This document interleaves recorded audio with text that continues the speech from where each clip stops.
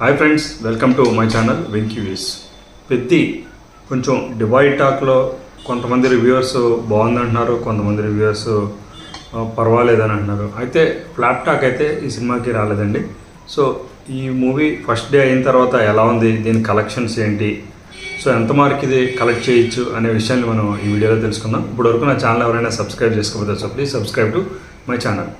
పెద్ది సినిమాకి సంబంధించి divide talk రావడానికి కారణం లెంత్ అండి. మూవీ యొక్క లెంత్ 3 hours దగ్గర 10 minutes అయితే ఈ మూవీ ఉండడం జరిగింది. అయితే దురంధర్ వంటి సినిమాలో 4 గంటలు ఫస్ట్ పార్ట్, 3.5 గంటలు సెకండ్ పార్ట్ 4 గంటలు తీశారు కదా. సో ఆ సినిమాని చూడగా లేని ఇందులో ఎందుకు చూడట్లేదని అంటే, అందులో ఎంగేజింగ్ పాయింట్స్ చాలా వరకు ఉంటాయి. ఇక్కడ మన ఎంగేజ్ చేసే పాయింట్స్ అయితే చాలా తక్కువ ఉన్నాయని చెప్పాలండి. సో ఇక్కడ మిస్ అవుతుందనే మనం అనుకోవాలి.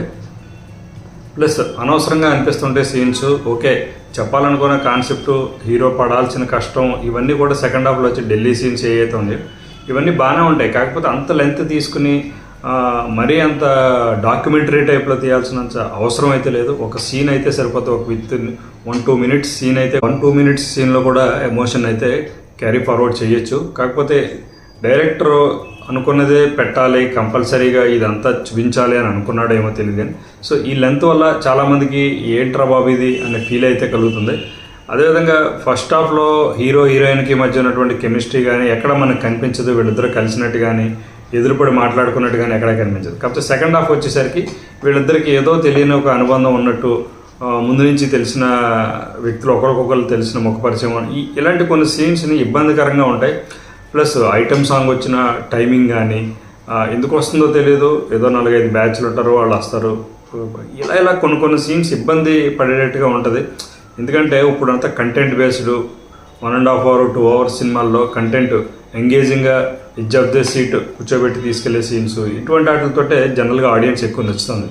సో మిగతా పెర్ఫార్మెన్స్ విషయానికి వచ్చేసరికి జగపతి బాబు గారు ది అల్టిమేట్ యాక్టింగ్ చేశారు. స్టోరీ పరంగా చూసినట్టయితే స్టోరీ మంచి స్టోరీ. ఇది ఒక కరెంటు ఇప్పుడు చాలా చోట్ల ఎదురవుతున్నటువంటి సిచ్యువేషన్ ఇది. సో ఇవన్నీ కూడా బాగానే ఉన్నాయి. కాకపోతే ఎంగేజ్ చేయడంలో కానీ స్టోరీ లెంత్ విషయంలో కానీ డైరెక్టర్ కొంచెం జాగ్రత్త తీసుకుంటే బాగుంటుంది. చాలా సీన్స్ కట్ చేసినా కూడా పెద్దగా story, main content of the స్టోరీకి ఎక్కడ ఇబ్బంది అయితే ఉండకపోదును. అలా కాకుండా అనవసరమైన సీన్స్ని పట్టుకొచ్చి దూర్చడం వల్ల ఈ ఐటమ్ సాంగ్ కానీ ఇంకోటి వల్ల చూడడానికి ఐటమ్ సాంగ్ బాగున్నప్పటికీ కూడా వచ్చిన సందర్భాన్ని ఫీల్ అవ్వలేము. సో అది ఒక కొంచెం ప్రాబ్లం అనిపిస్తుంది. సో ఇవన్నీ కొన్ని రీజన్స్ ఉన్నాయి. కాకపోతే ఇక్కడ పెర్ఫార్మెన్స్ వైజ్గా కూడా Ram Charan one man show తన భుజాలను పెట్టుకుని ఈ సినిమా మొత్తాన్ని తీసుకుని వెళ్ళని చెప్పాలి. తీసుకున్నటువంటి విధానం, అంటే రన్ చేసినటువంటి విధానం, ఒక స్పోర్ట్ నుంచి ఇంకో స్పోర్ట్కి, ఇంకో స్పోర్ట్ నుంచి ఇంకో స్పోర్ట్కి, ఏదో వెళ్ళిపోయేళ్లే హీరోకి బలం ఉంది కదా సినిమాలో హీరో కదా అని కాకుండా ఒక సందర్భాన్ని క్రియేట్ చేశాడు. ఆ సందర్భాన్ని క్రియేట్ చేసుకుంటేనే స్టోరీ టెంప్లెట్ని అంతా తీసుకుంటూ వెళ్ళడం జరిగింది. సో ఇవన్నీ బాగున్నాయి.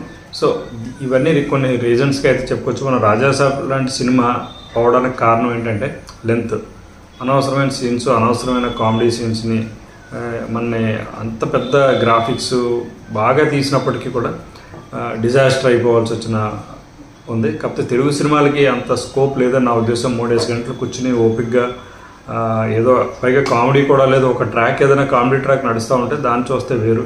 సో ఇవన్నీ కూడా కొన్ని ఫ్యాక్టర్స్.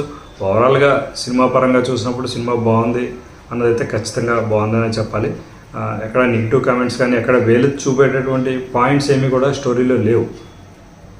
సో ఇది ఫ్రెండ్స్, ఓవరాల్గా సినిమాకి సంబంధించినటువంటి నెగిటివ్ టాక్, లేదంటే డిఫరెంట్ నెగిటివ్ అనడానికి లేదు, డివైడ్ టాక్ రావడానికి గల కారణం. కాకపోతే అయినప్పటికీ కూడా కలెక్షన్స్ పరంగా చూసినట్టయితే first day collections, premiere show ఇవన్నీ కలుపుకొని 130 కోట్ల గ్రాస్ని అయితే కలెక్ట్ చేసిందని మనకి విశ్వసనీయ వర్గాల సమాచారం ప్రకారం అయితే తెలుస్తుంది.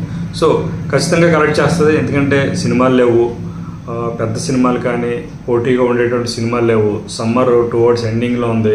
ఇప్పటివరకు పెద్ద సినిమాలు ఏ రిలీజ్ అవ్వలేదు. ఖచ్చితంగా కలెక్ట్ చేస్తుంది సినిమా. ఆ స్కోప్ ఉంది సినిమాకి. రామ్ చరణ్ ఫ్యాన్స్ కానీ మిగతా వాళ్ళు కానీ పొలిటీషియన్స్ కూడా వెళ్ళి ఇప్పుడు సినిమాలు చూస్తున్న రోజుల్లో ఉన్నాం మనం. సో ఇవన్నీ కూడా ఫ్యాక్టర్స్ అవుతాయి. ఖచ్చితంగా కలెక్ట్ చేస్తుంది.